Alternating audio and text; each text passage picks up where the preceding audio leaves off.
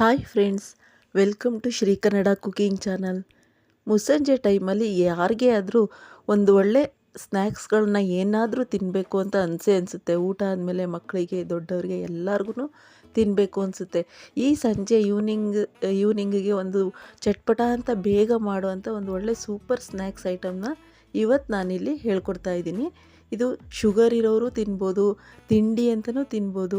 ಇದನ್ನು ರವೆ ಮತ್ತು ಗೋಧಿ ಹಿಟ್ಟಿಂದ ಹಾಕಿ ಮಾಡಿರೋಂಥ ಸ್ನ್ಯಾಕ್ಸ್ ಇದು. ಸೊ ಎಲ್ಲರೂ ತಿನ್ಬೋದಾದಂಥ ಸೂಪರ್ ರೆಸಿಪಿ ಇದು.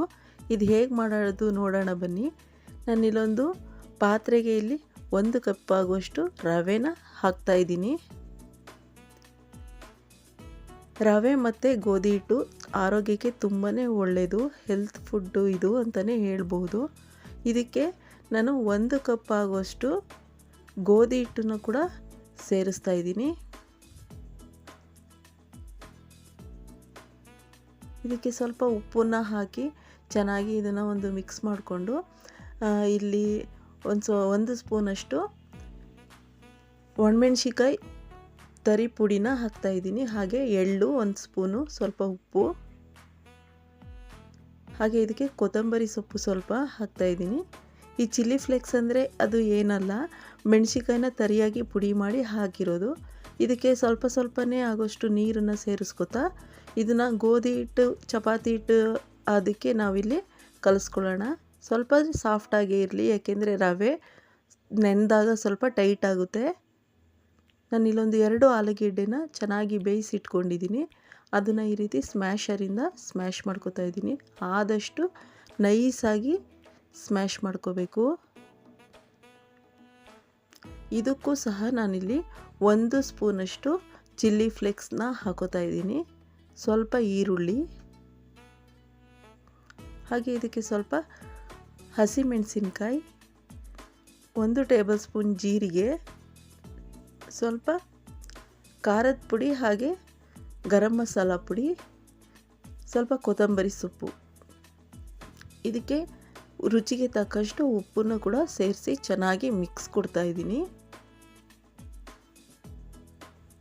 ನಾನಿಲ್ಲಿ ಅರಿಶಿಣನ ಹಾಕಿಲ್ಲ, ನೀವು ಅರಿಶಿಣನೂ ಕೂಡ ಸೇರಿಸ್ಕೋಬೋದು, ಕಲರ್ಫುಲ್ಲಾಗಿರುತ್ತೆ.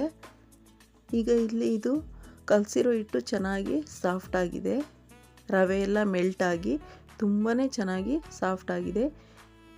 ಈ ರೀತಿ ಉಂಡೆನ ಮಾಡಿಕೊಂಡು ಕಲ್ಲಿಗೆಯಲ್ಲಿ ಸ್ವಲ್ಪ ಎಣ್ಣೆನ ಸವರ್ಕೊಂಡು ನಾವು ಚಪಾತಿ ರೀತಿ ಲಟ್ಟಿಸ್ಕೋಬೇಕು.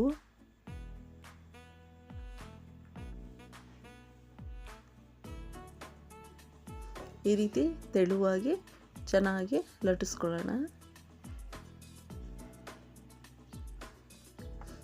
ನಾವು ಮಾಡಿರೋಂಥ ಪಲ್ಯನ ಇದಕ್ಕೆ ಹಾಕಿ ಚೆನ್ನಾಗಿ ಎಲ್ಲ ಕಡೆನೂ ಸ್ಪ್ರೆಡ್ ಮಾಡ್ಕೋಬೇಕು.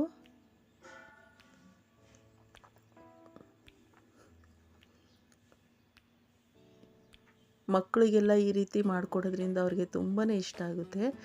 ಈ ರೀತಿ ಫೋಲ್ಡ್ ಮಾಡ್ಕೋಬೇಕು. ಇದು ಹೊಸ ಥರ ರೆಸಿಪಿ ಆಗುತ್ತೆ, ತುಂಬಾ ಇಷ್ಟಪಟ್ಕೊಂಡು ತಿಂತಾರೆ. ಎಡ್ಜಲ್ಲಿ ಎಲ್ಲ ಫೋಲ್ಡ್ ಮಾಡಿ ನೀಟಾಗಿ ಪ್ಯಾಕ್ ಮಾಡಿ ಈ ರೀತಿ ಚೆನ್ನಾಗಿ ಸಾಫ್ಟಾಗಿ ಈ ರೀತಿ ಮಾಡ್ಕೋಬೇಕು. ಇದನ್ನು ಚಾಕುಲಿ ನಿಮಗೆ ಯಾವ ಶೇಪ್ ಬೇಕೋ ಆ ಶೇಪು ಕಟ್ ಮಾಡ್ಕೋಬೋದು. ನಾನಿಲ್ಲಿ ರೌಂಡ್ ಶೇಪಲ್ಲಿ ಕಟ್ ಮಾಡ್ಕೋತಾ ಇದ್ದೀನಿ.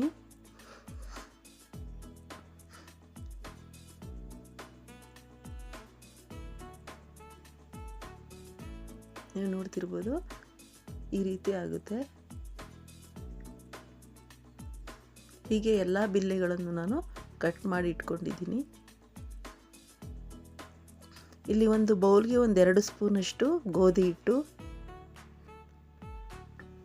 ಸ್ವಲ್ಪ ಚಿಲ್ಲಿ ಫ್ಲೇಕ್ಸು,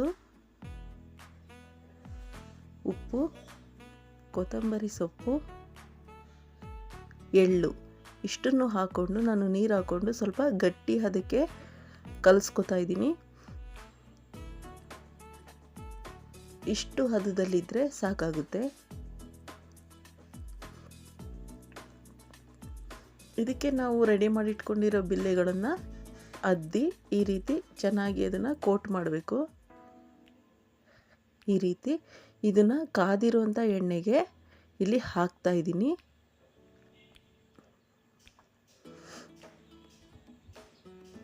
ಈ ರೀತಿ ಒಂದೊಂದೇ ಅಂಟ್ಕೊಳ್ದೇ ಇರೋ ಥರ ಸ್ವಲ್ಪ ಡಿಸ್ಟೆನ್ಸನ್ನ ಬಿಟ್ಟು ಸ್ವಲ್ಪ ದೂರ ದೂರ ಹಾಕಬೇಕು.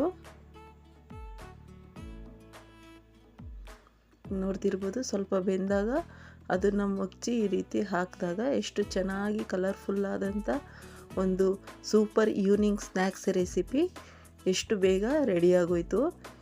ಇದು ನೀವು ಯಾವಾಗ ಬೇಕಾದರೂ ಗೆಸ್ಟ್ಗಳು ಬಂದರೂ ಕೂಡ ಮಾಡಿಕೊಡ್ಬೋದು, ಮಕ್ಕಳಿಗೂ ಕೂಡ ಮಾಡಿಕೊಡ್ಬೋದು. ಶುಗರ್ ಇರೋರು ಎಲ್ಲರೂ ಕೂಡ ಈ ಥರ ತಿನ್ಬೋದು. ಇದು ಒಳ್ಳೆ ಸೂಪರ್ ಟೇಸ್ಟಿ ರೆಸಿಪಿ. ಈ ವಿಡಿಯೋ ನಿಮಗೆ ಇಷ್ಟ ಆಗಿದೆ ಅಂತ ಭಾವಿಸ್ತೀನಿ. ಈ ವಿಡಿಯೋ ನಿಮಗೆ ಇಷ್ಟ ಆದಲ್ಲಿ ಶ್ರೀ ಕನ್ನಡ ಕುಕಿಂಗ್ ಚಾನಲ್ಗೆ ಪ್ಲೀಸ್ ಸಬ್ಸ್ಕ್ರೈಬ್ ಮಾಡಿ.